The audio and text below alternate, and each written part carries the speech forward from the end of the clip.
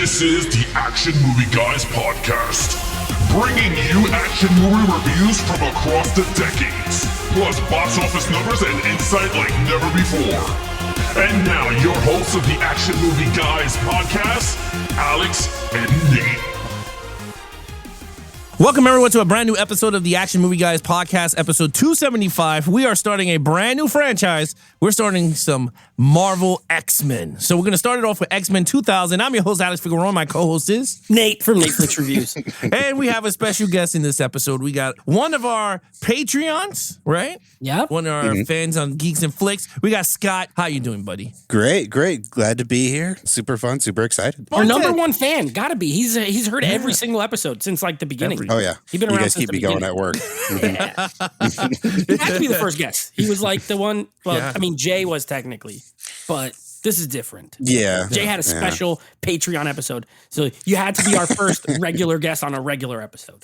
Yeah, so throughout the year, you guys are going to hear some different voices as our special guests. We're going to bring in some of our fans onto the show. They pick one franchise and then, of course, one solo film. They have fun with us, and then we have fun with them. So with that said, let's start off with some X-Men, right? Their budget was $75 million, right? Grossed a worldwide of $296 million. To start it all off, entire franchise. So, Nate, what do you think of those financials? Pretty good, because this was before all these other comic book movies. So there was literally Batman in the 90s. Yeah. And that was about it. And then the last one was like Batman and Robin before like this, as far as big tentpole comic book films. Also, that's like, this was 2000, I think, right? So that's 200 and something million in 2000 money. So it was probably close to like maybe 400, 500 now. So yeah, I think it was not surprising that it was a hit. I remember it being a pretty solid hit. Yeah, Scott, what do you think of those financial numbers? Yeah, it's definitely a hit. It kicked in the door for this franchise. I've only seen X-Men 1 and 2, and the rest of them I've never seen before. So, yeah, I know they just kept going and going and going. So, Yeah. I mean, it started a successful franchise. All right. This is going to be a fun month for you. This Yeah. episode. You got to rewatch them all. But yeah, with that said, let's check out what the critics and the audience have to say about X-Men from 2000. Oh, baby. Pretty good. Pretty good. This got a double good score and Okay. pretty close. Only 1% different. 82% critics and an 83% audience. So came out the gates, well reviewed, well liked, and made money. I mean, you can't really ask for much more to kick off a franchise. Those are not Oh, bad numbers, dude. It actually not bad. But this is the first one. So now the question really is, does it still hold up after all these years, after 23 years later? Does X-Men from 2000 still hold up? So we're going to answer that with our reviews. Well, okay? Scott already answered this question Yeah. as far as he's only seen the first two and none of the others. Yeah. Alex, what is your like experience with this franchise? Have you seen them all? I've seen them all. In the Okay, is it theater. a franchise you enjoy? Well, I like X-Men. I always like the X-Men. I mean, they're not like the MCU style, right? Like that changed everything. But with these X-Men, to me, it felt more, it's like my DC of the Marvel universe at the time, right? It was darker, it was grittier. Some of the stories are very darker. So I kind of like that. But I enjoyed them all. Some of them are clunkers. We're going to get to clunkers. But I did enjoy them, and I did see all of them in the theater. So that's the good. Ooh, okay. This is a good franchise. You saw Yeah, all it's of a them. good one, I yeah. also saw every single one of these in the theater. I am a fan of the franchise. Like you said, I would say I put it this way. Some are better than others. I think the worst one we've already done with the Origins Wolverine, like that is the worst like X-Men property in my opinion. But some of these with the full team, some are better. They range from mediocre to great in my opinion. Well, they're more like jalapeno peppers. They got the weak, right? And then you got the mild, smoke. and then you got the reaping. The Reaper Ghost The Carolina Reaper pepper. Yeah, so the X-Men is like that. They're really good, then it goes mild, and then really whack. Like you're just like, this is really bad. But so let's start it all off. Let's start it off with the lead character. Well, really it's Rogue and Wolverine, but let's just do the entire X-Men. Yeah, score them because- as a whole. As a whole, yeah, with that said. All right, Scott, you're going to start it all off with the entire X-Men, Professor X and all of them. So what score The you give them? entire X-Men. Well, I actually only scored Hugh Jackman as Wolverine. That's fine. But It's okay. That's okay. because Yeah, that's they fine. kind of just focused on him the entire time. He was the only guy you saw alone and everything. Right off the bat, I gave him a 5 because, I mean, he's Wolverine. He's Hugh Jackman. He's meant to play the role. I mean, it's like casting somebody else as Han Solo. It just don't work. Okay. It's got to be him. It's got to be him. Yeah, so 5, loved him. The only parts I didn't like about him where he had that kind of James Bond sort of weird vibe with Jean Grey. He was just like, yeah, it's like, you want to see in my mind? And she's just like, no. And he's like, why? You going to like it? And I'm just like, what the hell is happening here? But yeah, 5 for me. So yeah, when he went in the tube, he's like, oh, you're just trying to get my shirt off again, huh? Yeah, exactly. I was like, what the hell? I don't remember that. I gave him a 4. I gave them a 4. I did score kind of the team now, but let me tell you where I'm coming from with this. I love the X-Men franchise. Outside of Hulk, as an individual, like the X-Men is my next favorite sort of Marvel property. I just think that they got some of the characters better than some of the other ones. Like, I think Cyclops kind of got the shaft. I think maybe I did score them as a whole, like Alex, like you had said. I think Hugh Jackman is great as Wolverine. Again, perfect casting. I like him in this movie. I don't love Rogue. I do not love the way that they got her power right technically, but they got a lot of other stuff incorrect. Yeah. And Anna Paquin, she's a good actress, but I don't love her in this film. That's not to say that it won't change, but I think Professor X was perfect. Patrick Stewart, perfect. Famke Janssen as Jean Grey, perfect. I don't have a problem with that one. James Marsden is not a bad Cyclops choice, but I don't like how they did Cyclops either. He's kind of And Halle Berry, probably one of the most famous out of all of them. I just feel like she's got the short end of the stick a lot. Like Scott mentioned, it was Wolverine-centric and kind of Marie Rogue. So I gave him a 4. I do think other points in this franchise, this score will go up. But right out the gate, it's a strong 4. Yeah, I mean, I gave it a 4. As an ensemble, 4. I do agree it's a Wolverine. I mean, you know what it is that since Wolverine is the lovable out of all of them, he's like the marquee guy, so they had to go with him. I understand. I do give him a 5 too, but as a team, I had to go with a 4. And look, I get what you guys are saying. I mean, Scott got with the Wolverine. I understand what you're saying, Nate, with the entire thing. But for me, I think there was a lot of miscasts, even with the X-Men. I think Jean Grey is perfect. I think she's great. I think she's hot. I was like, holy crap. Then Cyclops. I like Cyclops. I think he was good. It's just that the script was not good for my boy Cyclops. Agreed. Yeah. Agreed. I think he was perfect as Cyclops. They just did not do nothing. When he shot, I got mad at him. Every time he shoots the out through blast, I'm like, yeah, baby. And he's like mad foo-foo because it's like all the little ass shots. And I was like, ah. Anyway, Wolverine, great. I did not like Rogue too. I agree with you. I don't like Rogue. I think she should have been an adult, more an adult in this one than a teenager. When it comes to Storm, I do not like Halle Berry. And I'm going to say right now, she is the weakest link out of all of them. One, we all know she's African. She's going to lose it. Her accent is going to be gone and become an American by like the second movie, I believe. And the thing is, I think the miscast happened because I still believe in my heart that I would have casted Angela Bassett as Storm, because she's at that age. Better. Yeah, she would have been at the age of Rogue. I mean, Jean Grey in the movie. So she would have been an adult, white hair. She actually could talk that language. So I mean, that she will have the accent really heavy. So for me, Storm would have been Angela Bassett all the way, and people would have loved her. I did not like Halle Berry. That's the reason why I gave it a 5, though. It's because of Halle Berry. But other than that, everything it fit well. I think this was a perfect cast. I mean, Patrick Stewart. I mean, he's besides Wolverine, he's the one that's like perfect. Comic page right onto the screen. Mm-hmm. Yeah, yes. I agree with that. All right, so we got 2 4s. We got a 5 with Wolverine. All right, main villain, we got Magneto, Sabretooth, Toad. I mean, and Mystique. Toad. Oh my God. Mystique. All right, Nate. Go with the Mystique, bro. God. I mean, Mystique. See, I got Mystique in my mind. Mystique? I give Mystique a 3. No.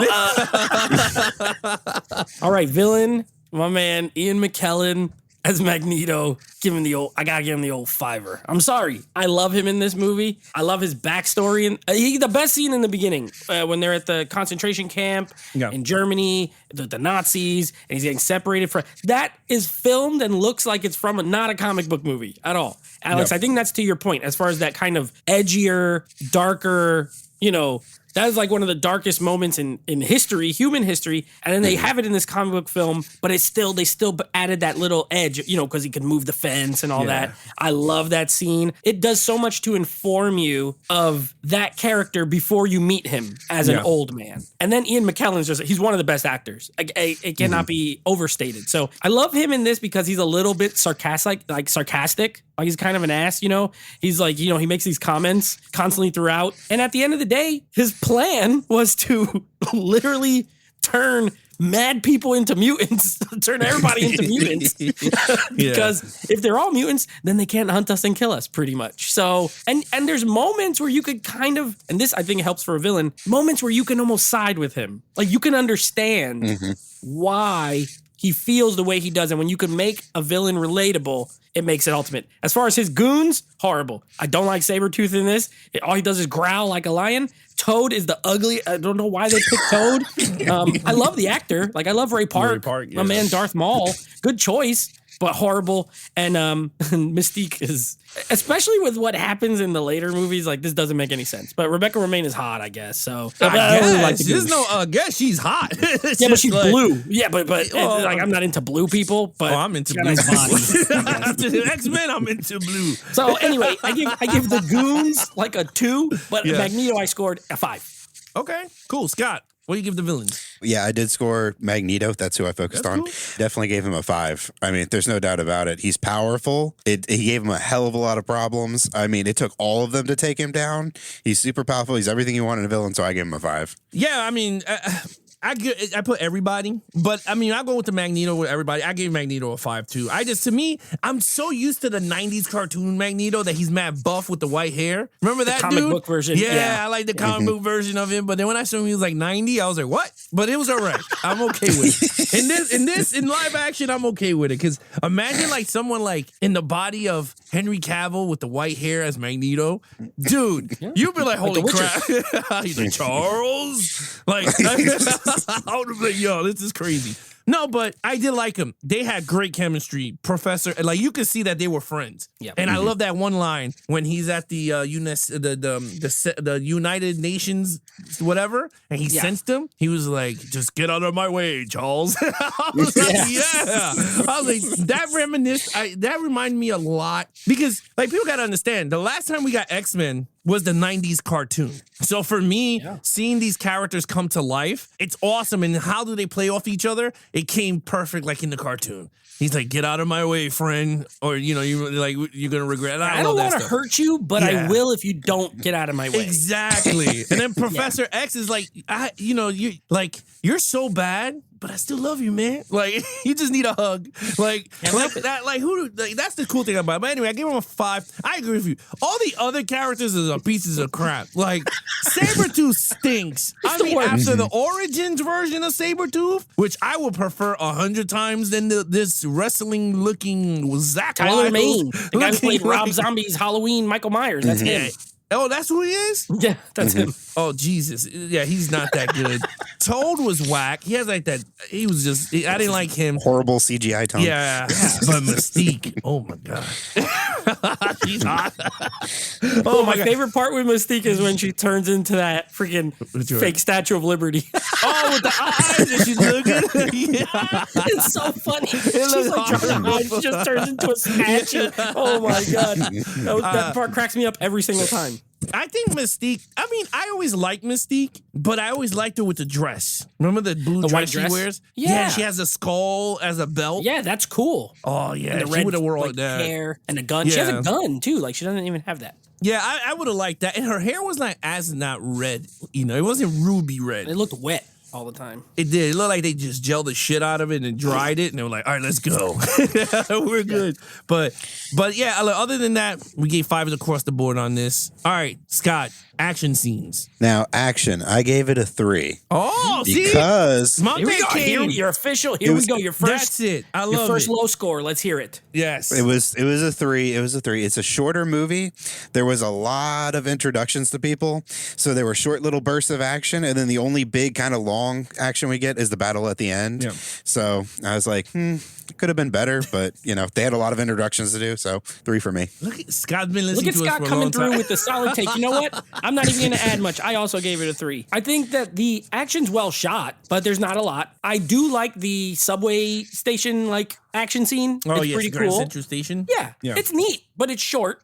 And then you have the Statue of Liberty stuff, which is also good, but short. And then you have little bursts, like Wolverine fighting in the cage, but nothing crazy. So I gave it a 3. I think it's well shot, but there's not a lot. I gotta say, I agree with all of you guys. I gave it a 3. Everything you guys said was actually spot on. To me, it felt very 2000s, the action. It wasn't, it's not like where we up to now. I think if they had the technology we had now and the choreography, I think it would have been so much better. But I think there was some poor choices in some of the action scenes, like the Sabretooth Wolverine in the beginning I didn't like it as much. Like when he came out of the freaking snow, and I was like, wait a minute. And they didn't know each him? other, even though in Origins they're brothers. Yeah. See, to me, that was talking weak. about. Yeah, that Sabretooth, was weak. How does he not know that's him? Yeah, that was weird. But then they had some other scenes that were really good, like Magneto stopping all the bullets. Like he was like, Charles, let me go. And then he just shot. I was like, this is awesome. He goes, we could keep going. And I was like, yo, I love this scene. Like, it was so intense. Like, we knew what was going to happen, but it was very intense because he just did the little wink and then the gun fired and it was like the bullet and the guy screaming. I was like, that was pretty cool. But you're right. I mean, the last fight at the end was pretty cool, but there was some stuff with Mystique I didn't like when she was fighting Wolverine. Like when she jumped backwards on the pipe and she went up. I was like, what is that? She could climb walls? Like, I don't even remember that. So I didn't like it. Yes, I gave it a 3 on that. All right, Scott, storyline. Well, it's going to be another 3 for me. I gave it a 3. Now, it's because it's pretty basic story. We don't have too much in there. You get introductions to characters, but as far as story goes, I mean, he just wants to start a war because they're scared of the mutants and the mutants are fighting back against them. It's kind of a basic superhero story that we've seen before. I mean, same thing with kind of the Avengers and all that stuff. They're causing so much damage and blah, blah, blah, blah, blah. We need to register them and all this stuff. Yeah. So pretty basic, pretty similar. So 3 for me. Well, just for that, I'm going to give it a 4. Not just for that. Not just because you gave it a 3, but for your exact, this happened way before the Avengers. They did it first. The whole registration thing. I love it. This is a very sort of grown up storyline for a comic book action figure selling movie, and then there's always the whole comparison to and it's always been there as far as gay people and how, especially at the time it was written, X-Men, if you know that sort of base of where it started from. Yeah. And I think they did a great job. Honestly, I think that this movie has a really solid story. It's more story and character driven. I think they did a good job of explaining this is who's good and why, this is who's bad and why. And then they did a good job of making you decide how would you feel about it. If there was people who can, the stupid politician guy who turns into freaking ooze is hilarious too. That part's funny too. Hey, this girl can walk through walls. What's to stop her from walking into a bank vault and just taking the money and leaving? I was like, that's a good point. But then his comparisons, and then Jean Grey is like, yeah, but you can't register. They can register for a gun, but you can't register someone to live. And I was like, that's a good point too. So I feel like they make some really good points. But the reason it's not a 5 is because I agree with Scott in the sense that it is sort of a simplified version of that. It could have been a 5, but I gave it a 4. Yeah, I mean, this one, I agree with Scott on this one. I gave it a 3. I thought it was good for me. I thought it was good. It was a decent comic book. I think it was a good start to a franchise, right? You got the humans hating on the mutants saved the day at the end. So you're like, okay, cool. For me, I just think everything in between for me was just a little, I don't know, just so you got the too much Logan. I think it was too much Logan without the X-Men stories. Like, it was concentrating way much on him losing his memory, and then you have him running around the school, which I think they could have told that so much better with the beginning of them showing the Xavier school. Like they show that act, right? Like the whole beginning with the politician versus Jean Grey. Then they could be like, they show Magneto talking to Scott, remember when you opened the school, and then they go back in time and you see Scott and Jean as kids learning all the original X-Men. I think they could have told that better instead of Wolverine running all over the place and then they had to throw all look, it's Kitty Pryde here. There's Iceman over there. So I was like, yeah, but Iceman was the original X-Men. So why is he a teenager in this movie? So for me, there's certain things that I was just like, but in terms of the movie itself, I thought it was a good, solid start to the franchise. But I agree with your 4, though. I think in terms of the message, I think it was a great message, and they pulled it off very well. Because you know what? The shit is happening as we speak. What's happening in X-Men 1. If you really think This was 23 years old. 23 years ago, they were talking about now it's registration for everything. I mean, so pretty much it was ahead of its time. So, all right, 2 3s, 1 4. All right, Nate, overall, it's a 4 for me. I think this is a really good movie. It's not my favorite X-Men movie. Spoiler alert for the rest of this coming up. It's not my favorite one. But I do think as far as a first film goes, it's really strong. It has a good cast. I know you don't like Halle Berry. I do think she's the weakest of the people in here. But, I mean, she feels like the casting that was there for, like, name more than acting. But she is gorgeous, though. I do think she does a little bit better in some of the other movies, but yeah, not the best casting. Everyone else, though, I thought is a great casting. Anna Paquin, also not good. You're right. I don't like young Rogue. I wish she was an adult, like how she was in the cartoon. She was like sassy and southern, and Gambit. Yeah, Gambit was always trying to get with her. And, you know, I love that. I like that Rogue. And I get why they changed it. Like, she got in the comic, I think she got her powers from, like, Captain Marvel or Miss Marvel or something. So she's obviously not in this. So all she does is touch people and then get captured and stuff. Like, she's just there. Yeah, but she has super strength and flying. In the cartoon, that's what I remember. She got that from, she touched Captain Marvel. And so she was able to fly and have, she touched it for a long time and kept those powers. Oh. So in this version of her, she doesn't do any of that. So she just kisses boys and, like, gets stabbed by Wolverine. Yes, great villain. It's a 4. I think this is a really solid movie, and it looks great in 4K, by the way.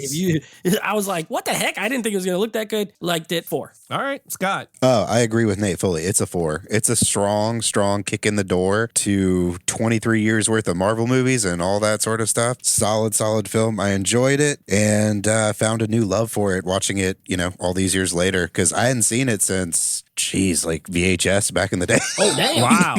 Yeah. If you ask me, have you seen the first X-Men movie? I'd be like, that's the one where Sabretooth pulls Wolverine out of the truck in the snow, right? Yeah. Yeah, that's it's all the I one remember. With the big jizz bubble at the end, right?